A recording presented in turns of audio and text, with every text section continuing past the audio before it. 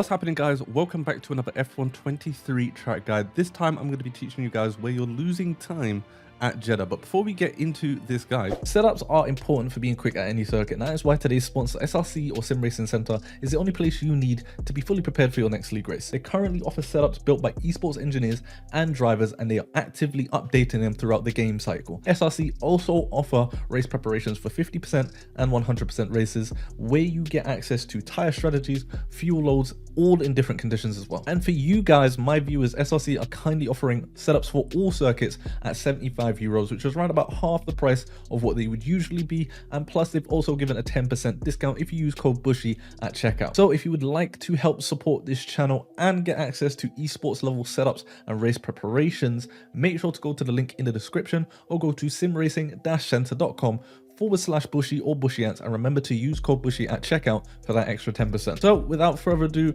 let's get straight on to the track guide. Okay then, guys, so coming up to the final corner, obviously you want to take a wider entry so that you can carry all that momentum down into turn one. So yeah, just get on the throttle as soon as you can, open up the DRS, and then you're just bombing it down to turn one after you start your lap. So yeah, it's going to be 8th gear. This first couple of corners are a chicane, and they do come at you very quickly. So 8th gear, you want to make sure that you're as close to the wall on the right hand side as possible, braking just after the 100-meter board. Make sure you're in a straight line. You're going to be downshifting to 3rd gear for this corner, and then you want to turn into the corner just after the 50-meter board. Now, the apex of this corner is obviously the middle of the curb, but you don't really want to get onto the orange part of this curb here. You just want to make sure that your left-hand tires are touching the green and the white curbs there. This will allow the car to just rotate just that little bit more. However, you're going to be carrying a lot of speed in this section. So for the second corner, you want to make sure that you downshift to 2nd gear just to help slow the car down a little bit with engine braking and get the car rotated around this corner.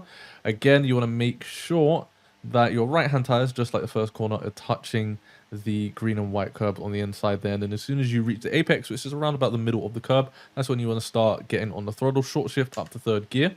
Now you don't want to end up understeering out of this corner, because this curbing on the exit here, this can unsettle the car as you're trying to put the power down. So at most, maybe have the left hand tires touching the green and white curb, but usually probably best to just completely miss it.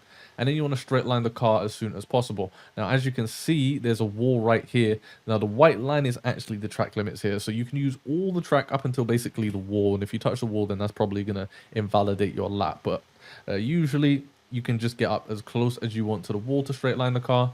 And then obviously you can get around this corner and bomb it down to the next corner. Now, this next corner is a left-hander. It's very fast, but it's very tight at the same time. Now, a lot of you guys who play ACC will know that when you're looking at reference points, you do tend to look at the actual branding on the wall as well. And this corner is kind of similar to that. So you're going to be in 6th or 7th gear, depending on your choice going into this corner. And you actually want to break roughly 4 Pirelli signs on the right-hand side away from the 50-meter board, which is roughly, just roughly, where this marshal is standing. So just as you're getting to this marshal on the right-hand side, that's the one you want to break. It's not a heavy braking zone, this one, because as I said, you do need to carry the speed. So light dab of the brakes. You're going to be downshifting to 4th gear and then turning just after the 50-meter board, or roughly when you hit that black box that we've just passed there. And then you obviously want to be as close to the wall as you possibly can. They have changed this curbing a little bit so that you don't have to take too much on the inside, or else you will hit the wall, of course. And then get your foot on the throttle.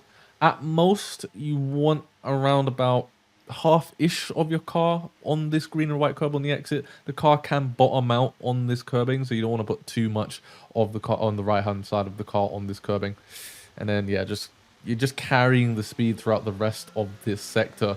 Very fast flowing corners. All this section here in qualifying is flat out. In the race, you probably might need to lift a little bit if you're, doing a 100% race, for example, and you've got heavy fuel loads. But in qualifying, light trim, you're going to be flat out through this entire section.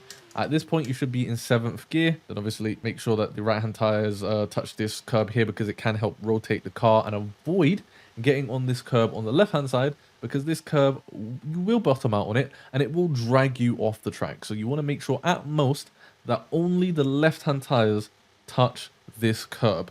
Now for this next corner, we're going to be in 7th gear. Now you see the white barrier, the white branding on the left-hand side. You can see that it ends, and then the hashtag Saudi Arabia GP branding starts. When you reach the ending of the white branding, so when the white branding just comes off your screen like this is when you want to lift off, shift down into 6th gear, and also turn at the same time. And then as soon as you lift off, you basically want to get back onto the throttle. So you're going to be off the throttle for about a second, maybe even less than a second, and then back to full throttle in qualifying, carrying all the speed through this corner. And then you want to turn in, make sure your left hand tires touch this curbing. Again, it will help rotate the car and avoid you going over this curbing and completely bottoming out the car, slowing you down to this next corner here, which is the end of sector 1. Now this left-hander can be quite tricky because it is a very fast corner. You want to make sure you're carrying as much speed as possible, and it can either understeer or get exit oversteer as well, so you want to be careful with that. But for this corner, you're going to be in 7th or 8th gear, again just depending on your choice. Brake just after the 50-meter board, and then roughly about a second after you hit the brakes, that's when you want to start turning in to the corner. So literally as you hit the brake, just count to 1 in your head and then start turning in. 4th gear for this corner, you want to be as tight as possible. I believe in my hot lap I was a little bit wider than I should have been. You want to try and be as close as you can to this barrier on the left hand side. Make sure that your left hand tires are on the green and white curb. I think for my hot lap it was just outside of that. It's completely fine if you do miss it, but you want to be as close as possible and get your foot on the throttle early. Traction really helping with this year's handling model, and then just let the car drift out wide so that you can really just keep your foot on the throttle there. Use all the track going through this section. This section obviously completely flat out. Then we have our next braking zone here, which is quite tricky because the corner is blind, so you can sort of see where the corner turns into, but the barrier right in front of you does block the rest of the corner, so you're going into it blind. You're going to be roughly 7th gear going into this. Now you can see the Rolex signs on the top. There's the smaller logos, but then you have the 3 bigger logos. When you get to the first one, so just before the 50-meter board, when that reaches the end of your screen, if you're using 16:9, of course, that's when you want to dab on the brakes, shift down into 5th gear, and then you turn in just after the 50-meter board. Want to get as close to the wall as you possibly can, and then make sure that at most left-hand tires is there's a theme with this track. You want to make sure that only the sorry about that guys, I messed that up. Basically what I'm trying to say is there's a theme with this track.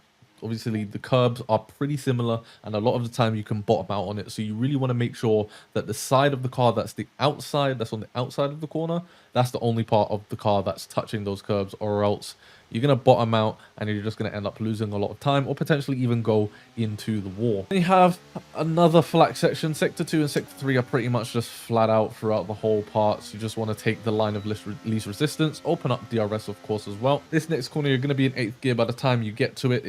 It's pretty much blind until you get there. Now in the race, you'll probably brake slightly earlier going into this corner, so just before the black box, but in qualifying when you've got light fuel loads, you'll be braking at the black box down into 6th gear, turning just after the 50-meter board. And then just like the previous corners, you want to make sure that only the side on the outside of the corner is where you want to place the car in terms of the tires. And then yeah, you just want to carry the speed through this corner. It's completely flat out until the final corner. It's really only sector 1 on this track where you really need to be just threading the car through the corners. The rest of it is just how much speed can you carry through these corners whilst being as flat out for as most of it as possible. Now for the final corner, want to make sure that you're as close to the wall as possible.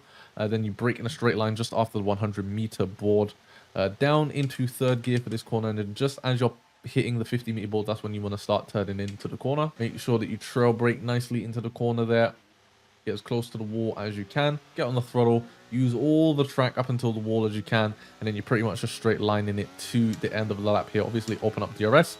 In qualifying, you want to make sure that you're using as much of the track as possible on the inside here, just so that you're taking the least amount of road to the end of the lap. And then there you go. That is a lap at Jeddah. So what we're going to do is I'm going to show you guys that hot lap so that you can see in real time how to tackle this circuit.